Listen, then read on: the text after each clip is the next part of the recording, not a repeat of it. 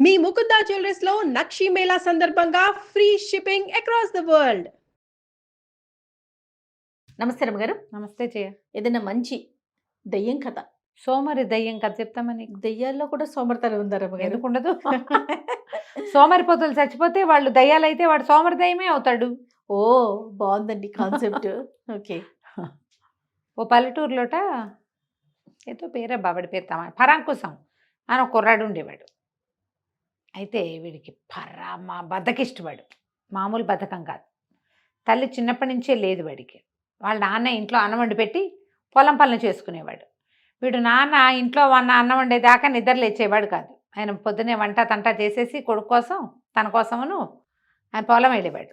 వీడు నిదానంగా నిద్ర లేచి మేలిగా పళ్ళు తోముకుని అటు ఇటు చూసి ఎటాగో చెమ్ము నీళ్లు దిమరించుకుని అన్నం వాళ్ళ నాన్న వండి పెట్టింది తిని ఊళ్ళోకి తిరగడానికి పోయేవాడు. ఊళ్ళో ఫ్రెండ్స్ తోటి అటు ఇటు తిరిగేవాడు.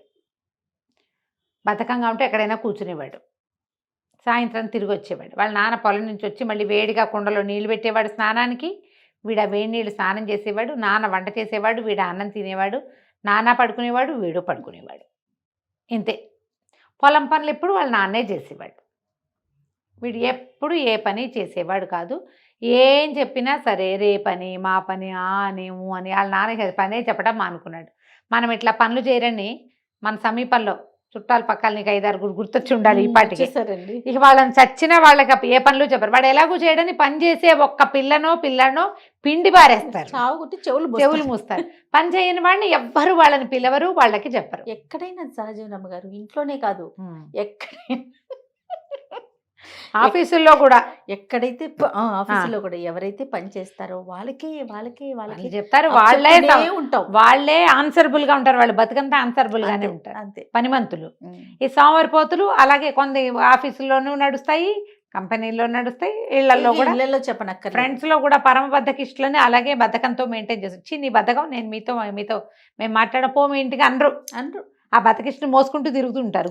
పోనీ వాడు బతకం అని చెప్పుకుంటూనే తిరిగేస్తాం. అదే కొన్నాళ్ళకి చుట్టుపక్కల ఎక్కడ వీడికి పిల్లనిచ్చేందుకు ఎవరు రాలి. వీళ్ళకి 4 ఎకరాల పొలం ఉంది. పొలం చూసి రావచ్చు ఎవరైనా. వీడు కొంచెం చూపు శృంగారు బాగానే ఉంటాడు. కానీ వీడు బద్ధకం తెలిసి ఎవ్వరు చుట్టుపక్కల వాళ్ళు పిల్లనివ్వల. ఓకే. ఒక 3 ఏళ్ళ ఊళ్ళ అవతల ఒక సంబంధం కుదిరింది. ఆ పిల్ల పేరు నాగమణి. అది చక్క పనిమంతురాలు. పొలం పనులు చేసి అవతల పారేస్తుంది, ఇంట్లో పని చేసి పారేస్తుంది. అది దాన్ని పెళ్ళి కుదిర్చారు. సరే పెళ్ళి కుదిరినప్పుడు కొంచెం సరదాగానే ఉంటుంది. వెళ్ళారు, మాట్లాడారు, చేశారు. పెళ్లిపేటల మీద 3 ముళ్ళైనాయినా అంటే 3 ఎందుకు, 2 వేస్తే చాలుగా, 3 ఎందుకు అన్నట్ట. 1 ముడి వేస్తే ఊడిపోతుంది, 2 వేస్తే చాలుగా, 3 ఎందుకు అనవసరంగా అనగానే ఈ పిల్లకి అర్థం, ఊరిని వీడు బద్దకిష్టు కాబోలు, ఎక్కడ కర్మ ముడేయటానికి కూడా బద్దకిచ్చేవాడు, వీడు ఏం చేస్తాడు. సరే ఇంటికి వచ్చాక అమ్మాయికి మొగుడు గారి బద్ధకం తెలిసింది.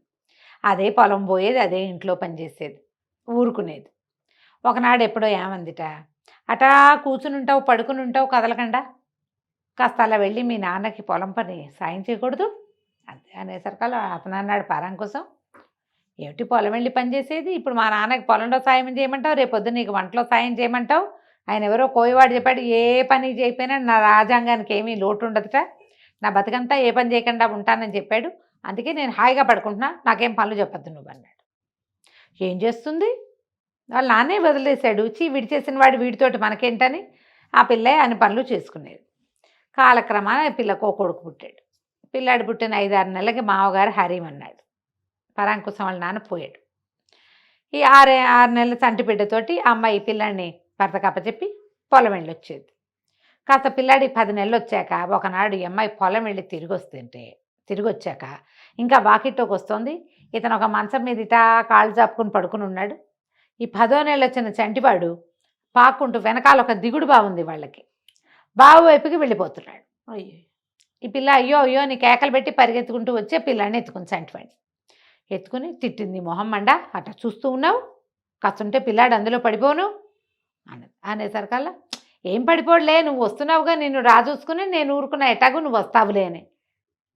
ఒక్క క్షణం నా కాలు లేట్ అయినా, పిల్లాడు ఒక్క చురుకు పాలు ఎక్కువైనా ఏమయ్యేది, భరించలేకపోయింది. ఎంత చాకరీ చేసినా నీకు తెలియటం లేదు. ఇంటో పిల్లాన్ని చూసుకుని వంట చేసి ఇక ఈ కొంపాగోడు శుభ్రం చేసి దొడ్డి బాకిలి తుడిచి పొలం వెళ్ళి పొలం పనులు చేసి వచ్చి నా దుంప దిగిపోతుంది. ఈ చాకరీ ఎక్కడ చేసుకున్నా నాకు సరిపోతుంది కదా. అంతే. నా కొడుకు పొట్ట నా పొట్ట పూడవా దీంతోటి స్థిమితమైన ఉంటుంది జీవితానికి. నేను నీతో చచ్చినా ఉండను, ఏదో ఒకటి చేసుకో ఏడు, నేను నీతో ఉండను అని చెప్పేసి పిల్లాన్ని ఎత్తుకుని వెళ్ళిపోయింది పుట్టింటికి. పుట్టింట్లో అయినా చేసుకోవచ్చు, నీతో ఏం సుఖం ఉంది, ఏం సంతోషం ఉంది, ఓ పనికి సాయం లేవు, నువ్వు ఓ బాధ్యత లేదు, అక్కడైనా పిల్లాన్ని చూసుకుంటారు, నేను చచ్చినా ఉండనని పిల్లాన్ని ఎత్తుకుని వెళ్ళిపోయింది. సరే వీడేం చేస్తాడు, అట్లా ఉన్నాడు. అప్పుడు కూడా ఉన్నాడు. 2 పూటలు గడిచినాయి. రెండో పూట ఒక పూట గడిచింది, రెండో పూట ఒక పూట గడిచింది. కాలు చాపుకొని ముక్కాల పీట మీద కూర్చున్నాడు. ఈ ముక్కాల పీట మీద నుంచి లేచి మంచం ఎవడేస్తాడు పక్క ఎవడేస్తాడని ముక్కాల పీట మీదే కూర్చుని ఉన్నట్ట కురికి పడుతూ. వాడికి లేచి మంచం వేసుకుని పక్కేసుకోవడానికి బద్ధకం. పెళ్ళామే మంచం వేసి పక్కేసి బాగుంది కూర్చుని ఉంటే ఒక దయ్యం వచ్చిందట. ఒక ఆత్మ లాంటిది, తోకల్లే ఉంటుంది కదా, విట్లాచారి సినిమాలు చూడండి, అందులో మీకు కనపడతాయి. దయ్యం ఎలా ఉండాలో ఆయన చూపిస్తాడు. అది వచ్చి ఆ అరుగు చివర కూర్చుని వీడికేసే చూస్తుంది. భయమే ఇలా, బద్దకస్తుడికి భయం వాళ్ళు ఉండవు. ఏమన్నాడు, వచ్చిందాన్ని ఎటాకు వచ్చావురా తమ్ముడు, వాడెవడబో నువ్వు, ఆ మంచం కాస్త వాలుద్దు పడుకుంటానన్నాడు. అనగానే నీకు బద్ధకం కదూ అని అడిగాడు. అవునన్నాడు పరం కోసం.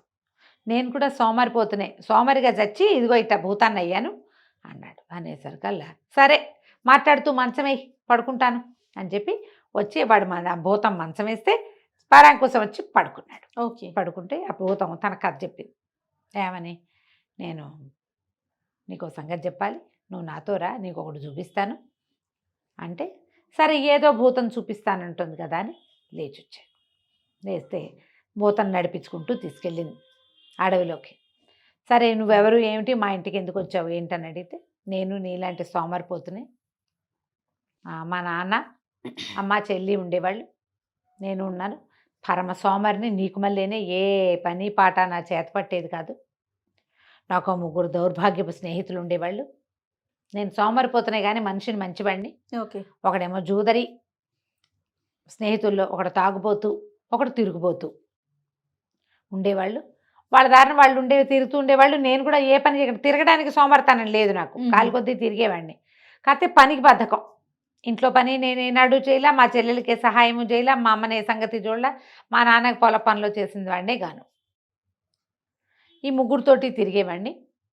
కానీ వాళ్ళ లక్షణాలు ఏవి నాకు అంట్లా. అయితే ఒకనాడు ఈ లోపల మా చెల్లెలకి ఏమో పెళ్లి కుదిరింది. మా నాన్న పట్నం వెళ్ళి పాత బంగారం అది చేసి డబ్బులు తీసుకున్నాడు. ఆ డబ్బు పుచ్చుకు వస్తూ ఉంటే ఎవరో ఆయన్ని వెంబడిస్తున్నారని తెలిసింది. 3 మనుషులు ఈ డబ్బులు తన దగ్గర ఉన్నాయని తెలుసుకునే వాళ్ళు వెంబడిస్తున్నారని మనం ఈ మధ్య చూస్తాం. ఏటీఎంలో క్యాష్ విత్డ్రా చేస్తుంటే చూసి దొంగతనాలు మనం కనిపెడతారనమాట అవతల వాళ్ళు. మా ఇంట్లో ఎట్లాగూ పెళ్ళుంది, మా నాన్న ఏదైనా బంగారమో వెలుగారమో కరగబెట్టి క్యాష్ చేసుకొస్తాడు, అది వాళ్ళకి తెలుసు. 3 వెంబడబడితే మా నాన్న ఏం చేశాడు, దాన్ని ఒక మర్రి చెట్టు కింద దాచిపెట్టి ఇంటికి తప్పించుకుని వచ్చేసాడు. వాళ్ళు మా వెనకాల పడ్డారు, మా నాన్న వెనకాల పడ్డారు. వెనకాల పడి వచ్చేసరికి ఆయన అదురుతోటి పరిగెత్తుకొచ్చేసరికి ఇంటికి వచ్చేసరికి గుండెపోటు వచ్చింది. మా అమ్మ చెల్లి ఏడుస్తుంటే నేను అప్పుడే బయట తిరుగుతున్న వాడిని లోపలికి వచ్చాను. మా నాన్న రహస్యంగా ఒరే ఎవరో 3 వెంబడబడ్డారు, వాళ్ళు నీ స్నేహితులేమో నన్ను నాకు అనుమానంగా ఉంది, మర్రి చెట్టు కింద డబ్బులు దాచిపెట్టాను, చెల్లాయి పెళ్ళి జాగ్రత్తగా చేయని పిల్లని నాకు అప్పచెప్పి చచ్చిపోయాడు. అంత్యక్రియలు అన్నీ జరిపాం. సరే ఒకనాడు నేను మా డబ్బులు తీసుకురావాలిగా, మరి చెల్లెలు పెళ్లి చేయదు, డబ్బులు తీసుకురావడానికి నేను మర్రి చెట్టు దగ్గరికి వెళ్ళేసరికి నా 3 స్నేహితులు నా వెంట పడ్డారు. అయితే నేను మర్రి చెట్టు దగ్గరికే వెళ్తే వీళ్ళకి తెలిసిపోతుంది నాన్న డబ్బులు ఎక్కడ పెట్టాడు. అందుకని జాగ్రత్తగా నేను ఇంకో చెట్టు దగ్గర తవ్వటం మొదలుపెట్టాను. వీళ్ళు 3 నా వెనకాల ఉన్నారుగా, వాళ్ళు పట్టేశారు నన్ను. పట్టేసి నన్ను పట్టుకుని వాళ్ళు తవ్వటం మొదలుపెట్టారు. ఎంత తవ్వినా వాళ్ళకి డబ్బులు దొరకలా, ఎందుకంటే అక్కడ లేవు. పాత పెట్టింది ఎక్కడ, మర్రి చెట్టు కింద. నేను వాళ్ళని మిస్లీడ్ చేయడానికి ఇంకో చెట్టు కింద తవ్వటం మొదలెట్టాను. కోపంతో వాళ్ళు నన్ను చితకొట్టారు. ఆ దెబ్బలకి నేను కాస్త చచ్చిపోయాను. మా నాన్న పోవటం, నెల తిరిగేసరికి నేను ఇట్లా దుర్మరణం పాలవటం, డబ్బు గిబ్బు ఏమీ లేదు, డబ్బేమో మర్రి చెట్టు కింద ఉంది. మా అమ్మ చెల్లి బెంగతోటి మెల్లిగా క్రమంగా కాలక్రమాన మరణించారు. వాళ్ళకి సద్గతులు వచ్చాయి కానీ నేను ఇట్లా అరకొర జీవితం వల్ల నేనేమో దయ్యాన్ని అయ్యాను. అప్పటి నుంచి వెతుకుతున్నా ఎవరికైనా ఈ డబ్బు ఇవ్వాలని. ఇందాక నీ భార్య ఏడుస్తూ నిన్న సాయంత్రం పిల్లాడిని ఎత్తుకెళ్ళటం చూశాను. కనపడ్డ వాళ్ళందరికీ చెప్తుంది, నా మొగుడు పరమ సోమరిపోతూ, వాడితో నేను ఉండలేను. వాడు నాన్న లేకపోయినా వాళ్ళ ఊళ్ళో వాళ్ళు అదేంటమ్మా తల్లిదోడు ఎవరు లేరు వదిలిపెట్టిపోతాయంటే, వదిలిపెట్టక నేను ఏం చేయను, కాస్తుంటే పిల్లాడు నూతులో పడేవాడు, ఏదో రకంగా నా పిల్లాడిని నేను కాపాడుకుంటానని వెళ్ళిపోతుంది. అది చూశాక నాకు అనిపించింది, నాలాంటి సోమరిపోతువే నువ్వు కూడా. నేను వాళ్ళతో స్నేహం చేయకుండా ఉండుంటే బాగుండేది. మా నాన్న శ్రమని నేను కొంత పంచుకుని ఉంటే బాగుండేది. పోనీ మా నాన్న పాతిపెట్టింది ఉంటే ఉంటుంది, నేనే ఏదైనా ప్రయత్నం చేసి చెల్లెలు పెళ్లి చేద్దాం అనుకుంటే బాగుండేది. ఎప్పుడు నాకు బుద్ధి రాలా. దయ్యాన్ని అయ్యాక బుద్ధి వచ్చింది. నీకు నేను డబ్బులు చూపిస్తా, మా నాన్న దాచిపెట్టింది, నువ్వు అవి వాడుకో, నీ పెళ్ళాన్ని పిల్లాన్ని తెచ్చుకో, ఈ సోమరిపోతానాన్ని వదిలిపెట్టు, లేకపోతే నాలాగానే నువ్వు కూడా అయిపోతావు అని చెప్పి ఏం చేసింది, వీడిని తీసుకుపోయి ఈ పరాకుసాన్ని మర్రి చెట్టు కిందకి తీసుకెళ్ళి. వీడు ఆలోచిస్తూ ఉన్నాడు, ఒకటి చచ్చిపోయి దయ్యమయ్యాడే. వాడు ఆ నాన్న చచ్చిపోయి, అమ్మ చెల్లి పెళ్ళి పేరెంటం లేకుండానే చెల్లెలు చచ్చిపోయి, అమ్మ చచ్చిపోయి, వాడు పోయి మర్రి చెట్టు కింద తవ్వాడు. అది ఒక కాయిన్ కనపడింది. అన్నీ తీస్తే అవి ఏనాటివో పురాతన నాణేలు, అవి ఇప్పుడు పనికిరావు. మనకి పాతకాలం ₹1 దొరికితే ఏం ఉపయోగం? అదే కదా.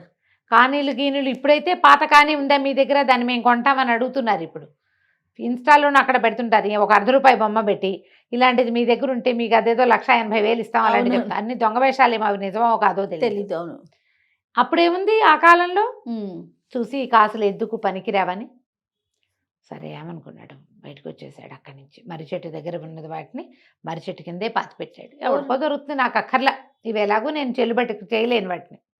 ఇంటికి నడిచి వచ్చి ఇల్లు చుట్టుపక్కల చూస్తే అనిపించింది, నేను ఏనాడు ఏమీ చేయకుండానే మా ఇల్లు ఇంత బాగుందే. నేనేం చేయలే, ఇల్లంతా శుభ్రంగా అలికుంది, నీట్గా వాకిట్లు ముగ్గులు పెట్టున్నాయి, ఎక్కడ సామాన్లు అక్కడ సర్దున్నాయి. ఇప్పుడు అమ్మాయి వెళ్ళిపోయింది, నేనేమైనా చేయగలనా ఇందులో ఒక్క పనైనా? ఇదేమిటి నేను ఇలా ఉన్నాను, అమ్మాయి లేకపోతే ఎట్లా? అవే ఆలోచించుకున్నాడు. మర్నాడు పొద్దున పక్కనున్న రైతు దగ్గరికి వెళ్ళి, నేను వ్యవసాయం చేద్దాం అనుకుంటా, నాకు ఒక్క పని రాదు, అందుకని నీ పొలంతో పాటు నా పొలం కూడా కౌలు చేయి, రోజువారీ కూలి ఇవ్వు, నువ్వు ఏ పని నేర్పిస్తే ఆ పని చేస్తా, నాకు కౌలు ఇవ్వు కూలి ఇవ్వు అని మాట్లాడుకున్నాడు. పెళ్ళానికి ఒక్క ఉత్తరం రాయించాడు. మన పక్కనున్న రాజన్న చేతిలో మన పొలం పెట్టాను, ఆయన కౌలిస్తాడు, నాకు రోజువారీ కూలీకి నన్నే పిలుస్తానని మాటిచ్చాడు, నువ్వు వచ్చి కాస్త వేళకు అన్నం వండి పెట్టి పొలానికి అన్నం తెస్తే మన ఇంటికి కావాల్సింది నేను సంపాదిస్తాను అని ఉత్తరం రాశాడు. ఈ మొగుడికి సోమరిపోతాను, వాడే స్వయంగా ఉత్తరం రాశాడు కదా. అది చూసుకుని అమ్మాయి మీరు సోమరిపోతాను వదిలిందిరా దేవుడా అని ఆ అమ్మాయి కొడుకుని ఎత్తుకుని మళ్ళీ వచ్చేసింది. వీడు ఆ దయ్యాన్ని చూసిన భయంతో మెల్లిగా సోమరిపోతానాన్ని వదిలిపెట్టి ఒక 4-5 సంవత్సరాల్లో వాళ్ళు 4 ఎకరాలకి ఇంకో 4 ఎకరాలు కొన్నట్ట.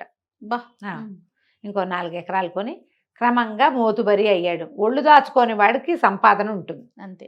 బద్దకిష్టులకి సోమరిపోతు వాళ్ళకి రేపు చేద్దాంలే అని అనుకునేవాడివి, గోడ మీద రేపు రాసుకునే వాళ్ళకి రూపాయి రాదు, ఖచ్చితంగా రాదు. ఉద్యోగినం పురుష సింహం ఉపైతి లక్ష్మి అంటారు. ఎవడైతే ఉద్యోగిగా ఉంటాడంటే పని చేయాలి అన్న ఉద్దేశంలో ఉంటాడో వాడికి లక్ష్మి దొరుకుతుంది అంతే, వాడి జీవితంలో ముందుకెళ్తాడు. సోమరిపోతనాలు విడిచిపెట్టండి. ఇందులో ఉన్న సోమరి దయ్యంలాగా మనం ఆత్మలుగా మారాక బుద్ధి వచ్చినా ఏ ప్రయోజనమూ ఉండదు అంతే. కాబట్టి ఇలా ఆలోచించండి తప్పకుండా. నమస్తే రమ్మగారు. నమస్తే.